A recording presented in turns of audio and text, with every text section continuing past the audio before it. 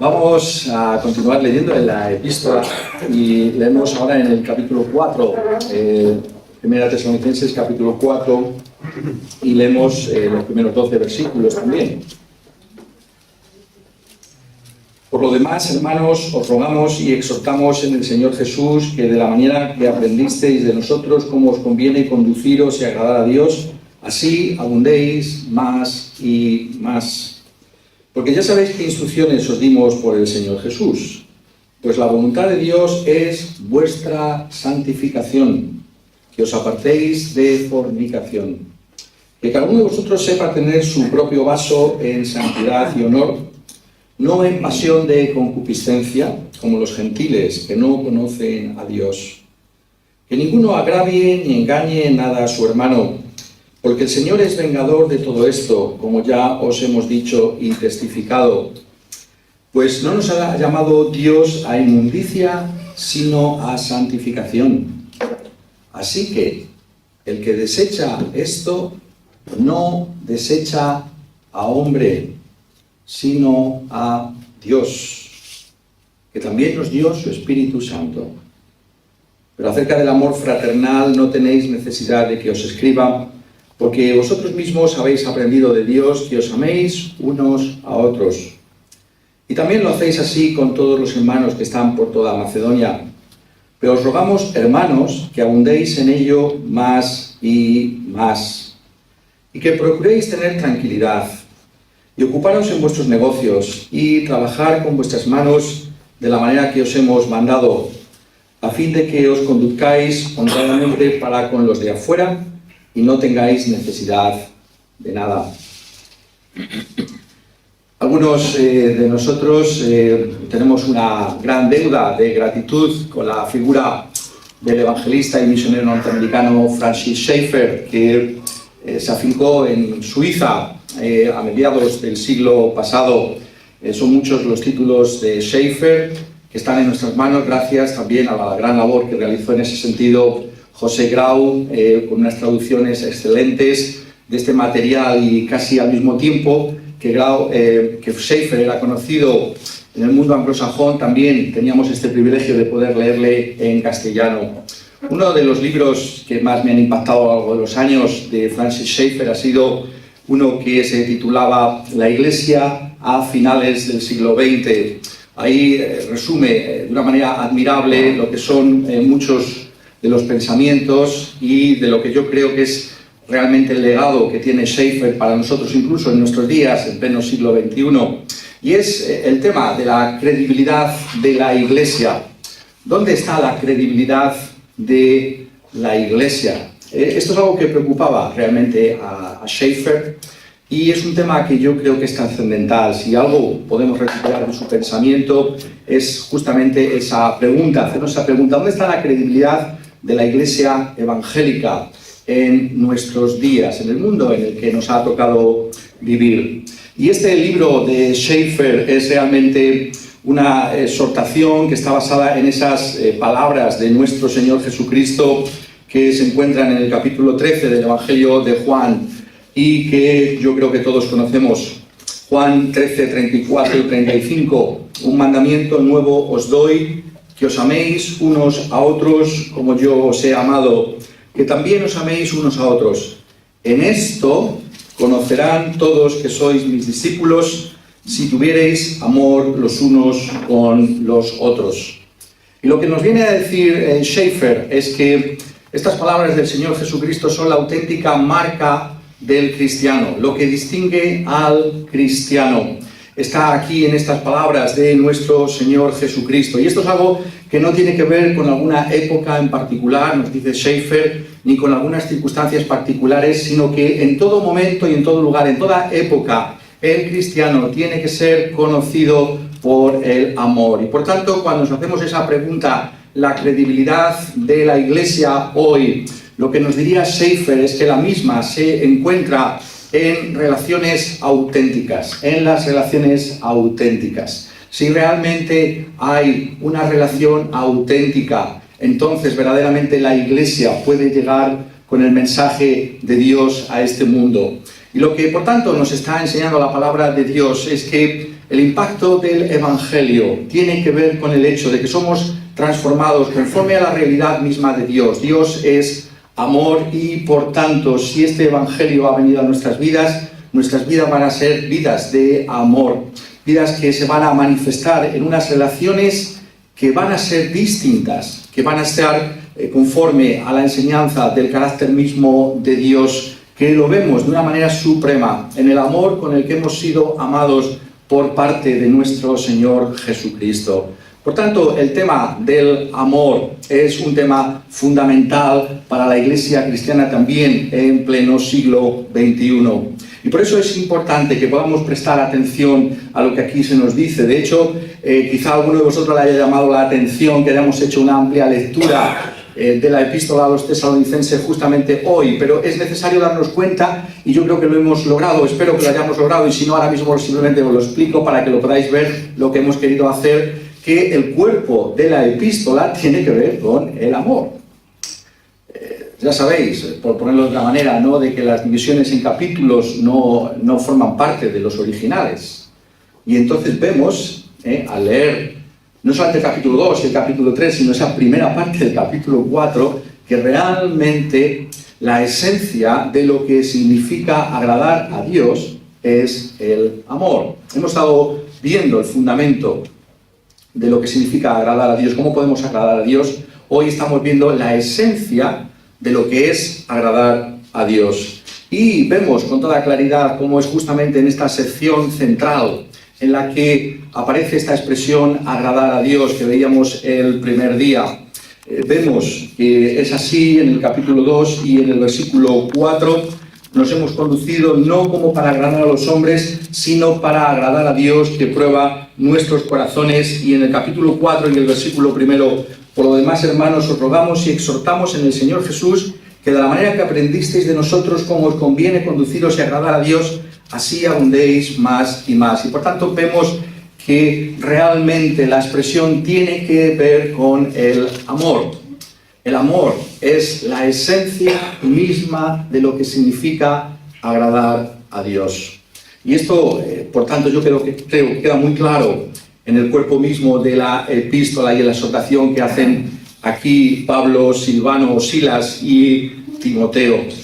Y entrando en lo que estos capítulos están trayendo a nosotros, vemos aquí cómo hay dos figuras que usa el apóstol y sus compañeros que realmente nos están comunicando cómo hemos de entender ese amor. Son figuras que para nosotros resultan familiares, incluso en nuestra cultura actual, y que están transmitiendo algo de lo que significa verdaderamente el amor del que habla la Escritura.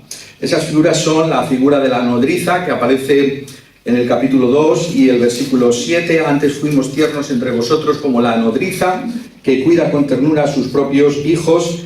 Y la figura del Padre, en el capítulo 2 y el versículo 11, así como también sabéis de qué modo, como el Padre a sus hijos, exhortábamos y consolábamos a cada uno de vosotros. Y son figuras que comunican perfectamente esta realidad, porque todos nosotros conocemos la realidad de estas cosas.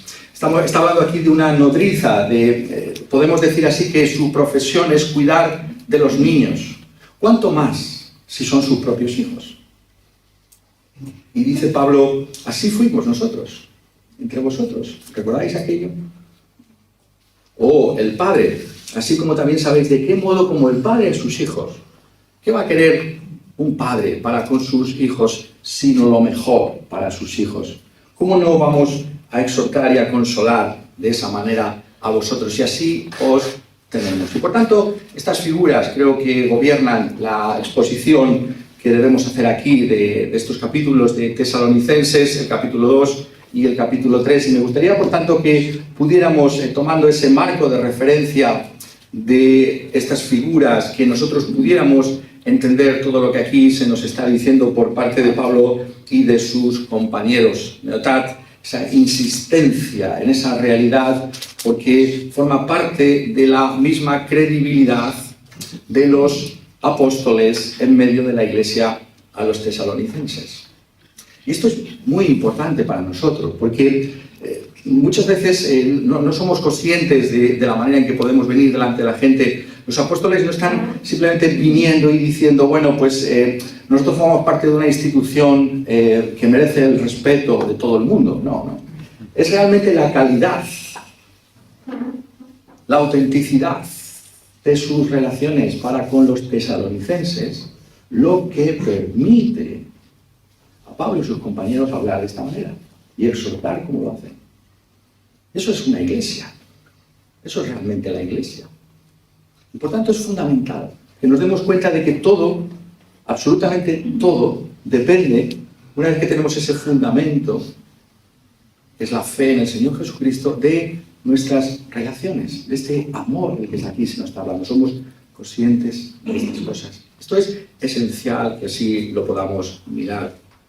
Y los primeros 6 versículos de capítulo 2 podemos ver cómo tanto Pablo como sus compañeros se están comportando para con los tesalonicenses, y así fue desde el primer momento que llegaron allí, con altruismo.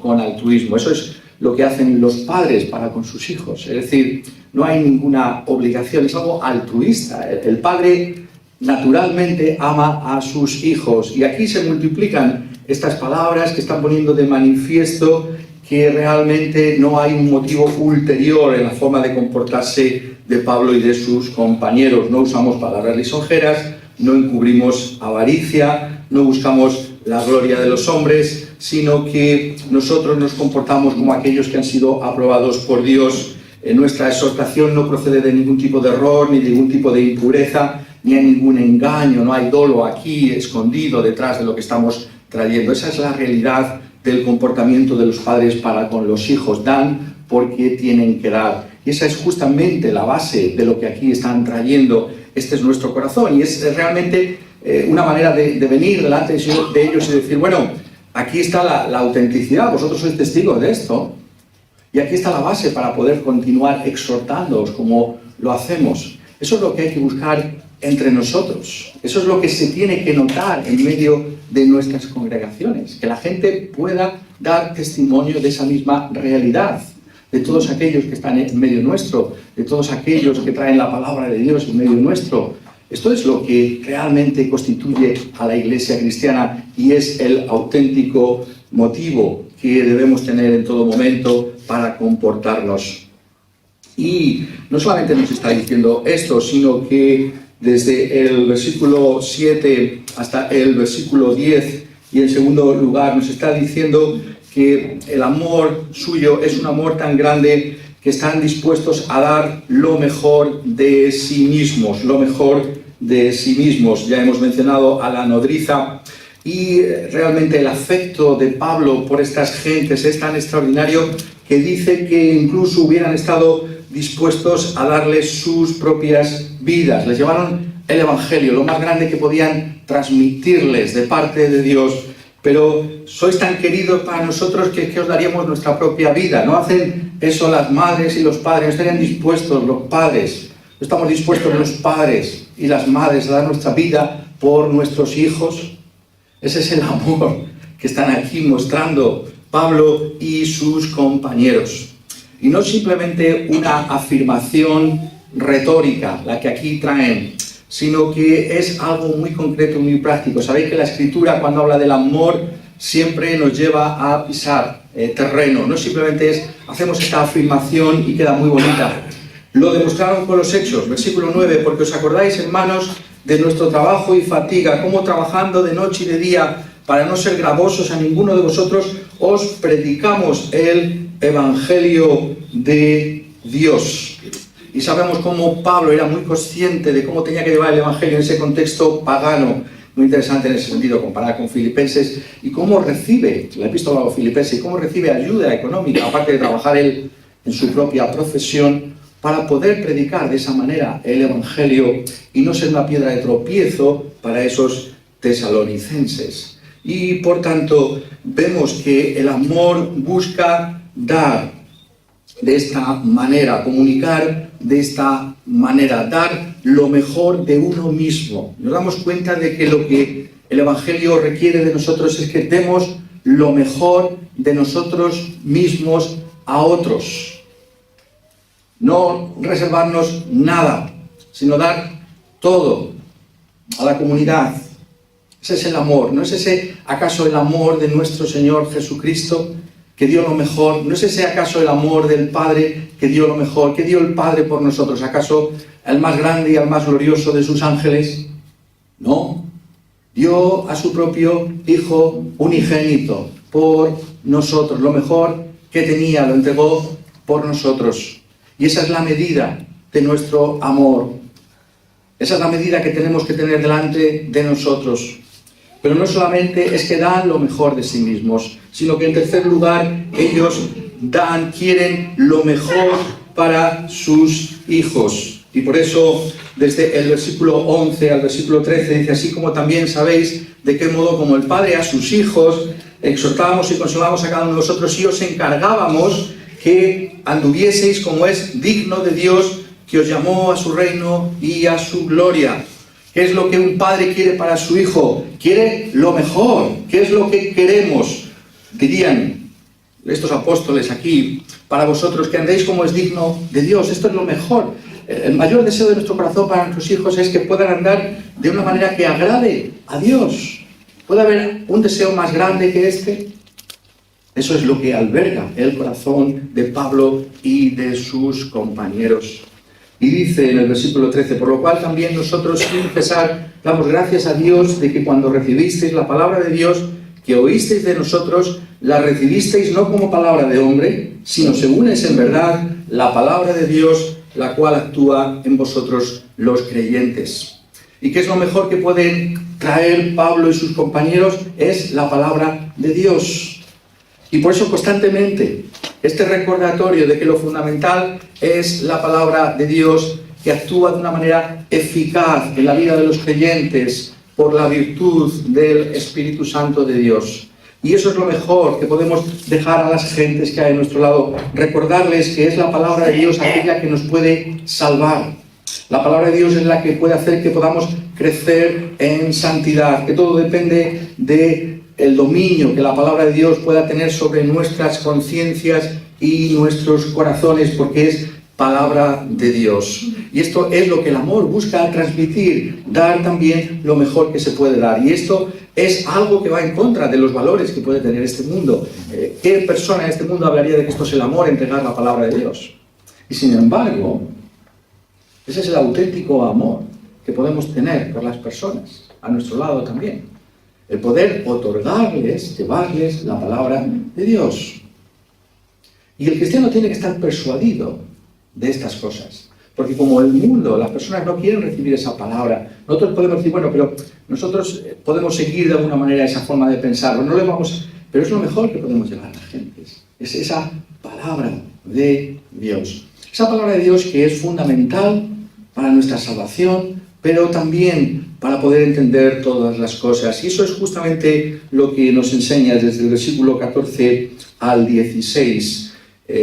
Aquí vemos cómo también los padres y los hijos, hacia los hijos, quieren que estos sus hijos puedan conducirse adecuadamente en la vida.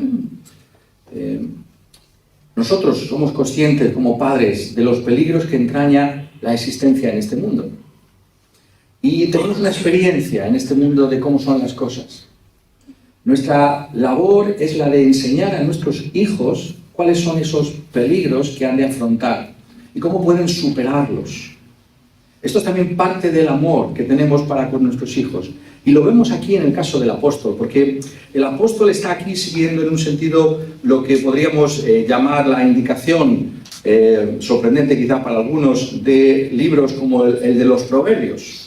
¿Qué es el libro de los Proverbios? Pues realmente es esa consideración que tiene el padre y la madre para con sus hijos, para que vayan por los caminos adecuados. Y lo vemos aquí en estos versículos 14 al 16. Porque vosotros, hermanos, vinisteis a ser imitadores de las iglesias de Dios en Cristo Jesús que están en Judea, pues habéis padecido de los de vuestra propia nación las mismas cosas que ellas padecieron de los judíos, los cuales mataron al Señor Jesús y a sus propios profetas, y a nosotros nos expulsaron y no agradan a Dios, y se oponen a todos los hombres, impidiéndonos hablar a los gentiles para que éstos se salven. Así colman ellos siempre la medida de sus pecados, pues vino sobre ellos la ira hasta el extremo. ¿Os dais cuenta de lo que hace aquí el apóstol? Está trayendo delante de los tesalonicenses un mapa de la realidad de este mundo.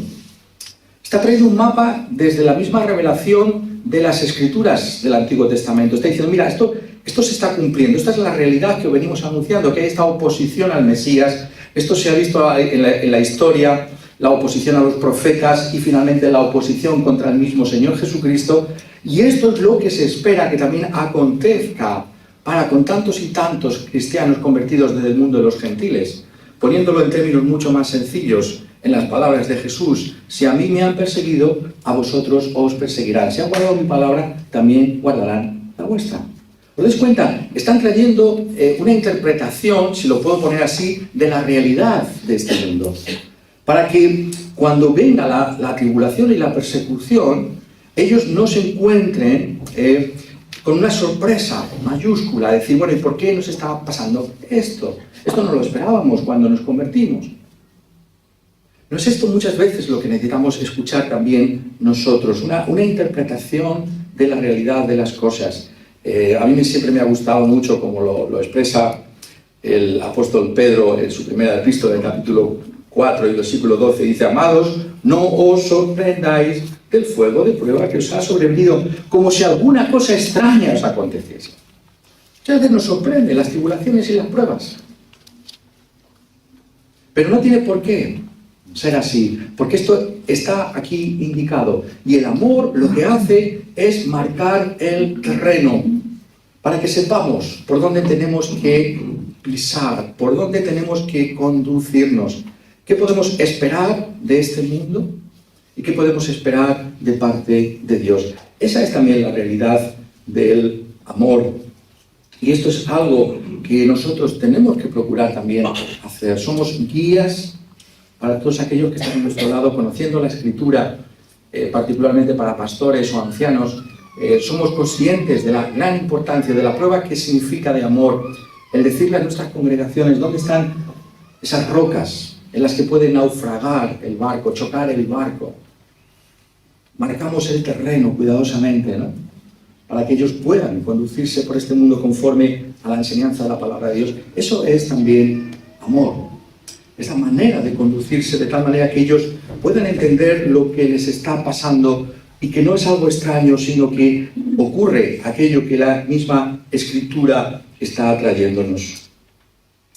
Y desde el versículo 17 del capítulo 2 hasta el versículo 5 del capítulo 3, vemos algo más de la característica de este amor de Pablo y de sus compañeros que él está aquí relatando, de esa esencia de la vida que agrada a Dios.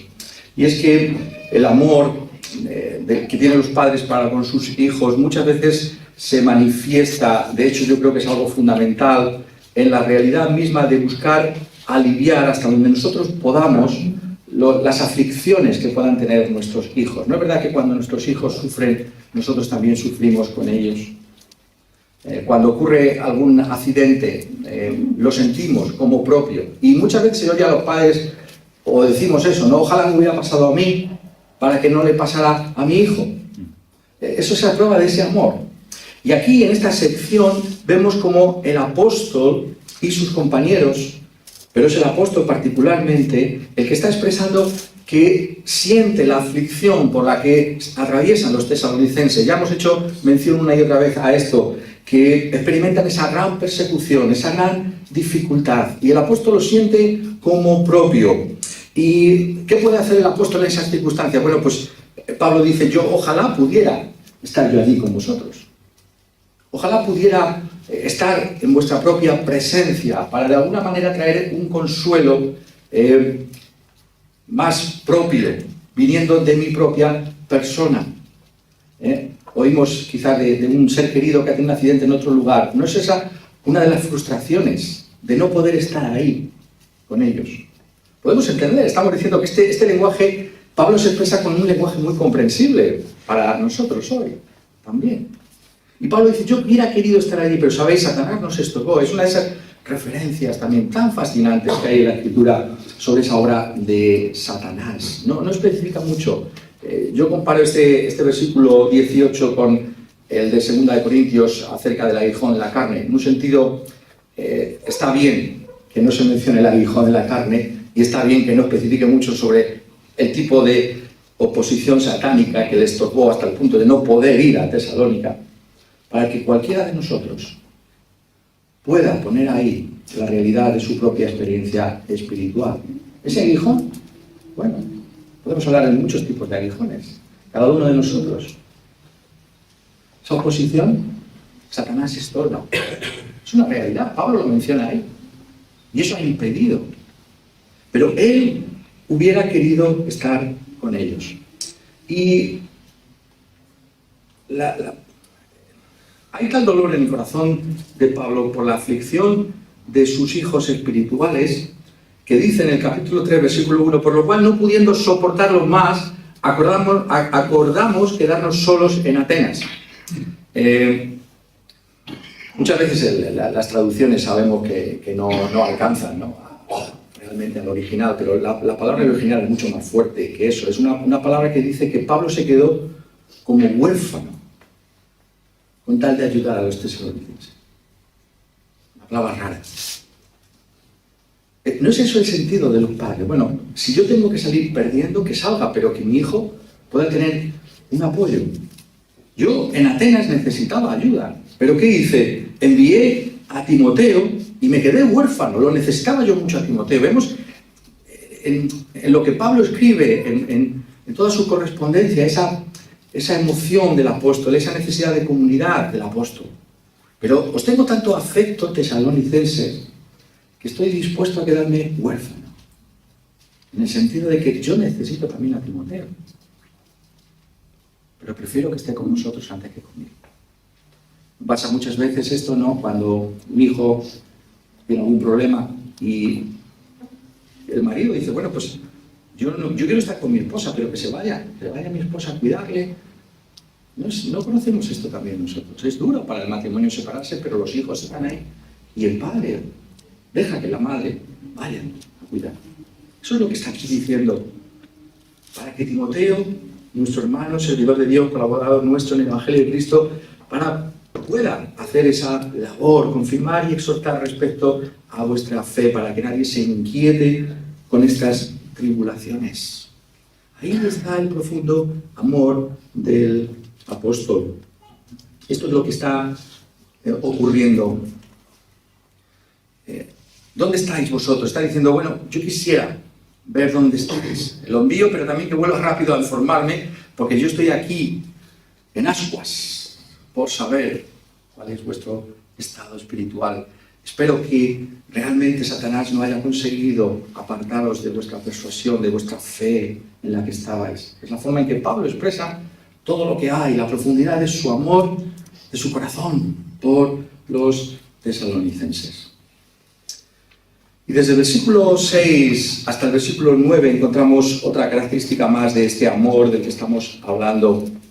Cuando Timoteo volvió de vosotros a nosotros y nos dio buenas nuevas de vuestra fe y amor, y que siempre nos recordáis con cariño deseando vernos como también nosotros a vosotros, por ello, hermanos, en medio de toda nuestra miseria y aflicción, fuimos consolados de vosotros por medio de vuestra fe, porque ahora vivimos si vosotros estáis firmes en el Señor.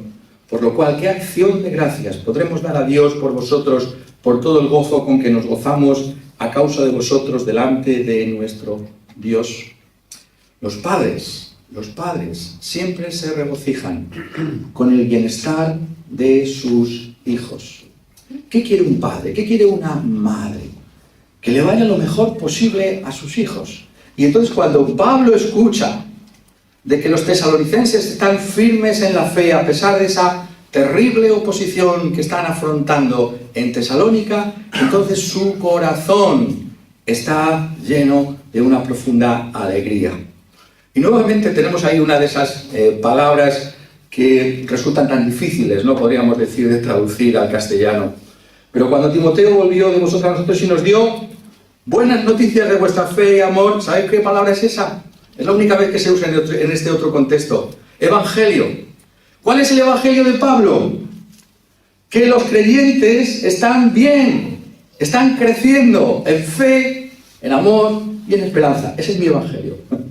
Cuando yo escucho que los hermanos están bien, ese es el evangelio. Esa es la misma palabra. Ese es mi evangelio. El evangelio ha llevado a cabo una obra en ellos y continúa obrando en ellos. Y esas son las noticias que llenan de alegría y de gozo mi corazón. Nos regocijamos nosotros.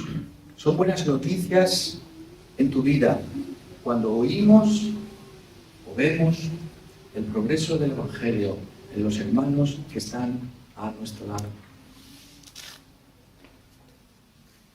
Eso es el amor. El amor es que no podemos escuchar nada mejor que saber que estáis bien espiritualmente. Lo más grande que nos puede pasar es saber que estáis creciendo en la gracia y en el conocimiento de nuestro Señor Jesucristo. Hay algo de esto en nosotros con respecto a nuestros hermanos y a nuestras iglesias. Esto está aquí para que nosotros también podamos desarrollar esa realidad en nuestras vidas.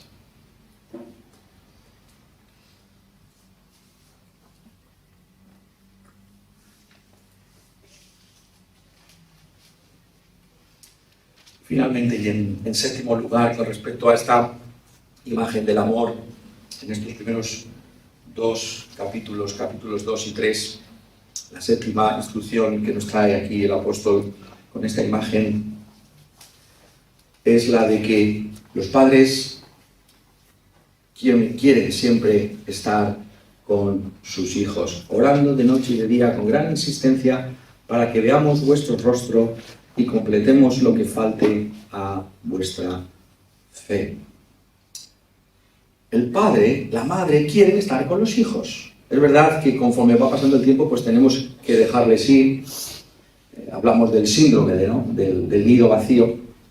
Pero, ¿qué quiere un padre y una madre? Bueno, pues cuando están con sus hijos, qué bonito, ¿no? Tener a los hijos con nosotros, poder disfrutar de los hijos que están aquí con nosotros. Es una maravilla. En el caso del apóstol, para poder comunicar esa realidad de lo que es el Evangelio de una manera personal. Y es aquí donde nosotros tenemos que darnos cuenta de la importancia que tiene, porque nosotros esto lo entendemos hoy en día como la comunión cristiana. Como la comunión cristiana. La importancia fundamental que tiene la comunión cristiana. Es bueno que estemos juntos, es bueno que nos rocemos.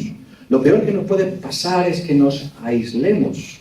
Es un mal síntoma cuando vemos a un hermano que no busca la comunión cristiana. Pablo anhelaba tener esa comunión cristiana, en su caso porque él podía comunicar de tal manera que aquellos hermanos pudieran continuar creciendo en el Señor Jesucristo. Nosotros eso hoy en día lo tenemos por medio de las Escrituras, la palabra apostólica.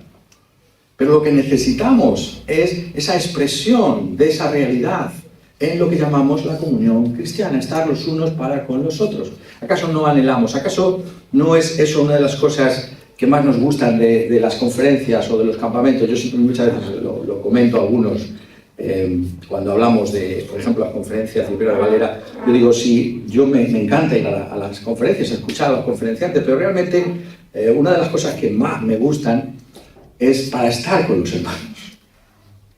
O sea, yo disfruto mucho escuchando, pero me gusta estar con los hermanos. Porque es así como tenemos que ser. Es así como tenemos que comportarnos. Ese es el amor. Y Pablo dice, oro de noche y de día con gran insistencia para ver vuestro rostro y para haceros bien. Queremos estar con vosotros para que podamos hacernos bien unos a otros. Todos nos hacemos bien los unos a los otros. Muchas veces no se dice, yo no sé si se dice, no sé, se debería decir más, ¿no? Pero vosotros hacéis bien a los predicadores también. Con vuestra actitud. La manera en que escucháis, hacéis bien al predicador. Todos, los unos a los otros, nos hacemos bien. Y tenemos que estar juntos. Pablo quiere estar con ellos. Esa es la realidad del amor. Somos conscientes de la importancia que tiene esto en nuestra vida. Esta es la esencia de la vida que agrada a Dios. Pero algo que no podemos pasar por alto aquí, al final del capítulo 3. Después de ponerse en las manos del Señor, versículo 11, más el mismo Dios y Padre nuestro y nuestro Señor Jesucristo dirija nuestro camino a vosotros. Y por cierto, notad ahí que luego está en singular, no en plural. El tema que tratábamos ayer, la intimidad entre el Padre y el Hijo, la igualdad. Esto es una doctrina cristiana fundamental, que está en la Escritura. Dios es Padre, Hijo y Espíritu Santo. Es un verbo en singular. Quien dirige, dice Padre e Hijo, pero es en singular. Pero una vez que ha dicho eso, levanta una oración por los tesalonicenses y dice: y el Señor os haga crecer y abundar en amor unos para con otros y para con todos, como también lo hacemos nosotros para con vosotros, para que seáis afirmados vuestros corazones irreprensibles en santidad delante de Dios nuestro Padre, en la venida de nuestro Señor Jesucristo con todos sus santos.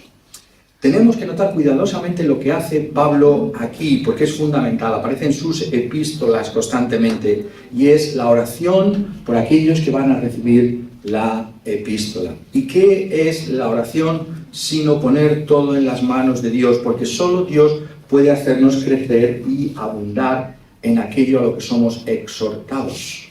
No simplemente tenemos que escuchar la exhortación, tenemos que pedirle a Dios que haga efectiva esa exhortación en nuestras vidas. Y Pablo no solamente exhorta, no solamente enseña, sino que también ora por las congregaciones, para que Dios mismo sea aquel que lleve a cabo esa obra. Y por tanto vemos como el apóstol una y otra vez nos está recordando que esta vida que agrada a Dios es una vida que depende del Señor Jesucristo mismo, que no es un mero esfuerzo humano, sino que necesitamos que sea el Señor el que haga esta obra. Esto no significa que nosotros no recibamos la exhortación y nos esforcemos, como Pablo mismo acaba de mostrar en estos capítulos, que se esforzaba trabajando y sudando y enseñando y preocupándose por la congregación de los tesalonicenses. Pero lo que hace también es orar: Señor, que el Señor Jesucristo, todo depende del Señor Jesucristo. Tenemos que clamar para que Él pueda hacer esa obra, porque solamente Él nos puede hacer crecer y abundar en amor, uno para con otros y para con todos, como también lo hacemos nosotros para con vosotros. Para que sean afirmados vuestros corazones irreprensibles en santidad delante de Dios nuestro Padre en la venida de nuestro Señor Jesucristo con todos sus santos. Y ahí notad, esta es la importancia que tiene haber hecho toda esta amplia lectura, que empieza a unir el amor en su oración con la santidad. Amor y santidad. Esto es algo contracultural también en nuestros días, porque a menos que tengamos la Escritura con nosotros, cuando oímos hablar del amor fuera de las iglesias, no ponemos la palabra santidad, ¿verdad? Con ello. No se pone la palabra santidad. Pero en la Escritura, amor va íntimamente unido con la palabra santidad. Por eso, este es el puente para la exhortación del capítulo 4 hasta el versículo 2. El puente es una oración, solo Dios puede hacerlo. Pero la realidad es que es la santidad. Y aquí se nos está diciendo algo muy importante con respecto al amor. El amor, tenemos que tener mucho cuidado. A la luz de lo que hemos visto, yo creo que queda claro, pero el amor no es simplemente una cuestión de sentimientos, es una cuestión de entrega. Nuestro Señor Jesucristo no simplemente quiso salvarnos, sino que se entregó a sí mismo por nosotros para salvarnos. El amor bíblico se sacrifica, no simplemente siente algo por la otra persona. En este mundo, el amor se entiende como eso, un mero sentimentalismo, y que por tanto puede ir y puede venir. No es esto el amor de la Escritura. El amor de la Escritura es una entrega. Y esa entrega, en términos bíblicos, aparece en esta palabra santidad, en esta pureza, en este ser separados para ser como Dios mismo es. Y por eso el apóstol, una vez que ha hecho esta oración, mostrándonos nuevamente la relevancia que tiene las buenas noticias de salvación, que son el mismo evangelio, el hecho de que nosotros solamente podemos amar porque hemos sido amados antes por Dios mismo en la persona de Cristo Jesús, el Señor, por causa de su propio amor, puede hacer que nosotros amemos. Una vez que ha puesto esa base fundamental de lo que es esta oración, el apóstol entra a definir el amor en términos también de santidad. Y es lo que encontramos en estos 12 versículos primeros del capítulo 4. Y vemos cómo realmente el pensamiento es el mismo, porque habla de agradar a Dios. Agradamos a Dios en términos de amor, agradamos a Dios en la expresión de ese amor en la santidad. El apóstol no simplemente está mostrando lo que es el amor en su propio comportamiento hacia los tesalonicenses, sino que el amor se expresa también en instrucciones precisas y claras de aquello que agrada a Dios. Ya conocéis las instrucciones que os dimos por el Señor Jesús, versículo 2. El amor tiene una textura que tiene que ver con los mandamientos de Dios, específicamente aquí con la segunda parte de la tabla de la ley, de los 10 mandamientos. Se puede palpar esa realidad en una santidad que tiene que ver con instrucciones que vienen de parte del Señor Jesús también. Y esa es la voluntad de Dios, por tanto, nuestra santificación. Este es el amor en acción. Esta es la realidad del amor que tiene que manifestarse. Y es aquí donde encontramos también, por tanto, que la Iglesia es contracultural. Contracultural no solo en el siglo XXI, sino también lo fue entonces. Es curioso, ¿no? Como lo que encontramos aquí a partir del versículo 4 hasta el final tenga una relevancia extraordinaria, no solo para nosotros, sino que la tuvo entonces, tal y como era la cultura de Tesalónica, de Grecia en general.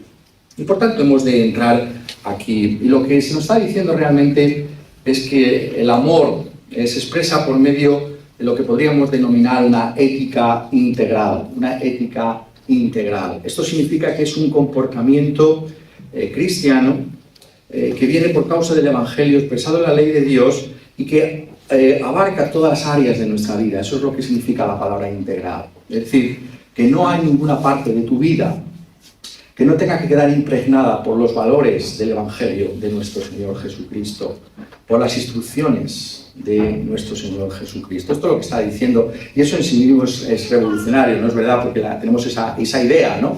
De que, bueno, pues si yo, incluso la forma en que se expresa, ¿no? Bueno, pues yo si me apunto a una religión, pues una cosa que tú puedes hacer, ¿no?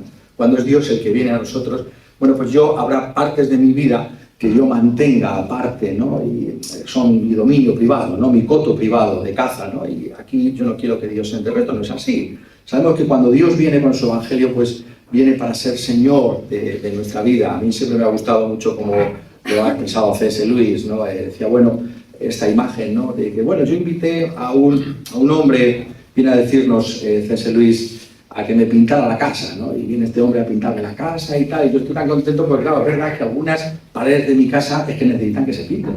Pero de repente este hombre entra allí y empieza a tirar muros por aquí, muros por allá, y digo, pero bueno, si yo lo había invitado, este es Dios. Es Dios así. Cuidado, déjame que lo ponga de esta manera. Hay una carga de ironía ahí. Cuidado cuando nos convertimos, porque Dios es Señor. Dios no se conforma con que le des las migajas de tu vida. Dios es Señor. Y va a tirar las paredes que no están en el sitio que tienen que estar. Amén. Lo tremendo es que después esa casa va a estar mucho mejor. Simplemente si se hubieran pintado esas paredes que yo había levantado, esos muros, que no tienen que estar donde están. Esa es la gloria de este mensaje.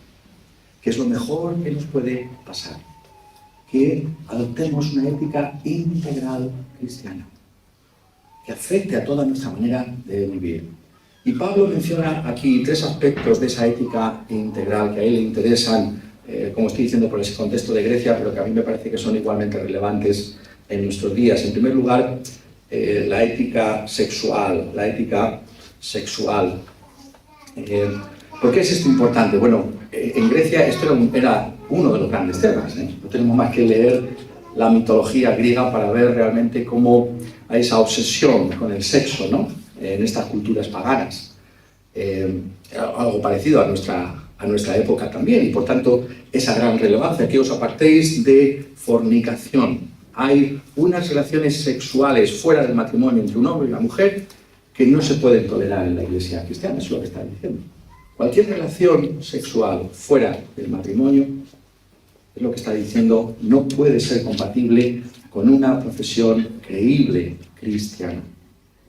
Eso es la norma que está poniendo claramente. Que os apartéis de fornicación. Esto es el cristianismo también. Esto es el amor, esto es la santidad.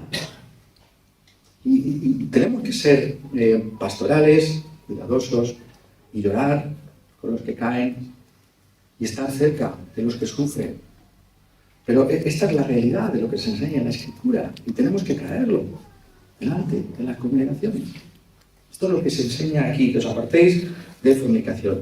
Que cada uno de vosotros sepa tener su propio vaso en santidad y honor, no en pasión de concupiscencia como los gentiles que no conocen a Dios. Yo sé que hay un problema de traducción ahí, como algunas otras palabras que ya he mencionado, pero creo que la traducción no es esposa, sino vaso. Es decir, creo que el contexto también lo favorece, que la principal preocupación, en primer lugar, con respecto a este tema sexual, es tener cuidado de nuestros propios cuerpos. El vaso es nuestro propio cuerpo. Primero tenemos que tener cuidado de nosotros mismos. El cristiano tiene que tener ese dominio propio sobre su propio cuerpo. Santidad y honor. Es decir, no nos entregamos a prácticas sexuales ilícitas.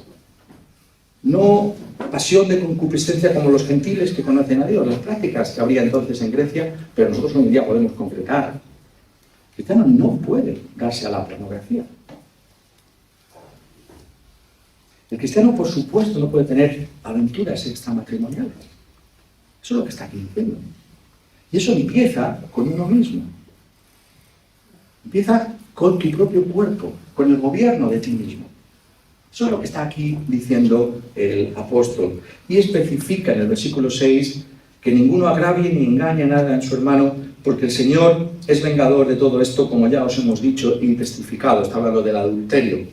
Es muy común en esta cultura. Bueno, pues me voy por otro lado con otra persona. Esto no puede ser así, porque no nos ha llamado Dios a inmundicia, sino a santificación. Así que el que desecha esto no desecha a hombre, sino a Dios, que también nos dio su Espíritu Santo. Y conocemos bien cómo esta exhortación del Espíritu Santo es desarrollada por el apóstol escribiendo a los Corintios, que es lo que hace que tengamos que tener esa preocupación con nuestro cuerpo y mantenerlo conforme a la realidad de lo que enseña la ética cristiana sexual, pues el hecho de que somos ese templo del Espíritu Santo. Esa es la realidad de lo que somos.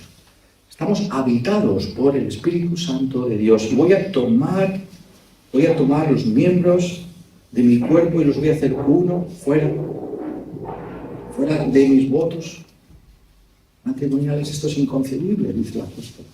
Esto no puede ser. Esto no se puede tolerar. Y tiene que ser hablado con toda claridad. Lo hizo Pablo, notadlo bien, en su cultura, en Grecia. Y lo tenemos que hacer nosotros también hoy. Tenemos que decir, esta es la auténtica posición cristiana. Este es el amor y la santidad que se requiere del pueblo de Dios. Pero también, y en segundo lugar, nos está hablando de una ética eclesial,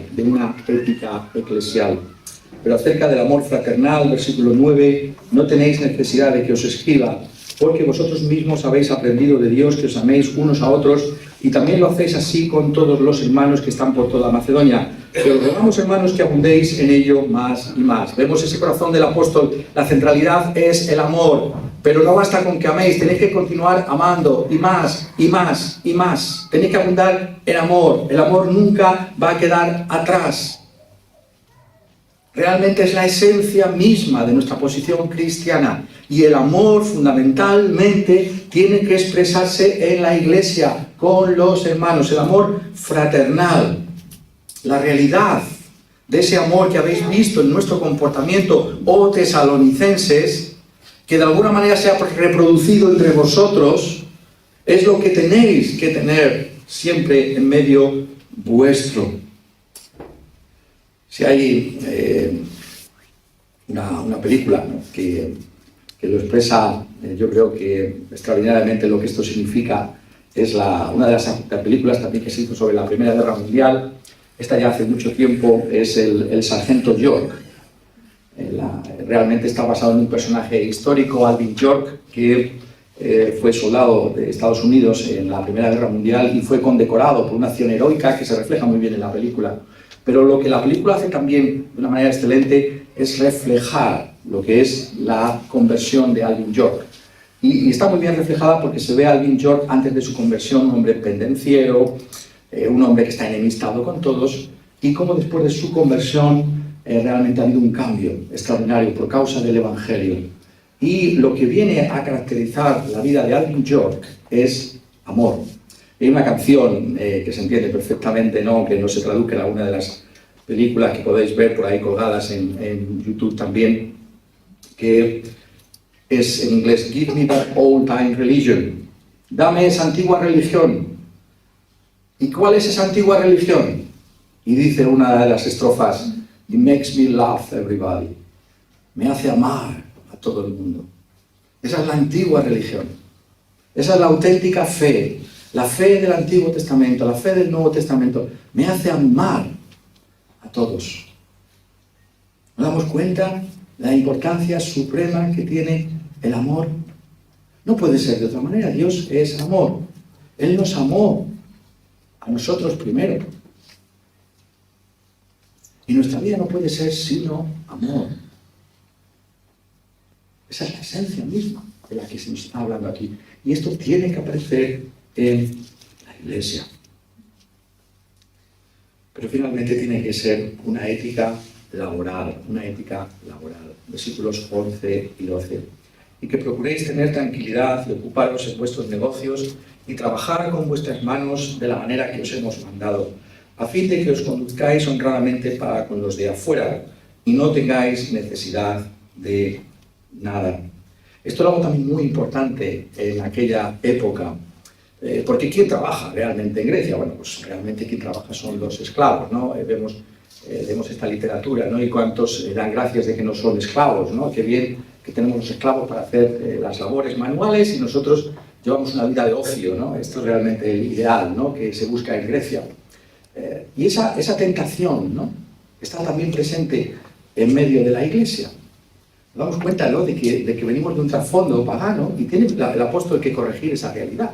Sabemos que era un problema acuciante porque en 2 Tesalonicenses sabéis que vuelve a tratar el tema este de la ética laboral. El que no trabaja, que no coma. Es un tema importante, entonces.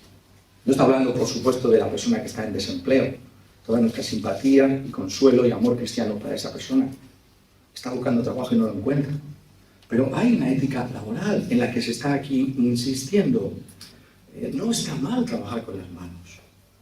Sabemos que el judaísmo en ese sentido sí que también refleja esta enseñanza bíblica y Pablo en ese sentido pues está trayendo también la distinción que había entre judíos y paganos.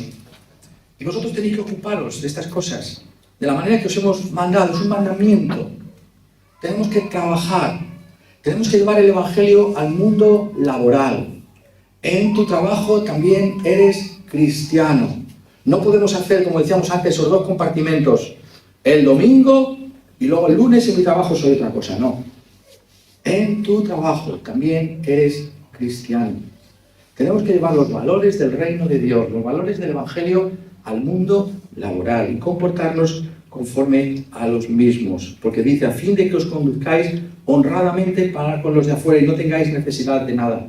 El ideal cristiano es que podamos ser independientes, que no tengamos que depender de otros, que otros tengan que hacer las cosas por nosotros. Buscamos esto de parte de Dios en nuestra vida laboral. Hay una dignidad que se trabaja en la Escritura. Nuestro Dios es un Dios que trabaja. Jesucristo trabajó, Pablo trabajó, y tenemos que buscar adornar el Evangelio con nuestra vida en el mundo laboral igualmente. Esto también es santidad. Esto también es santificación.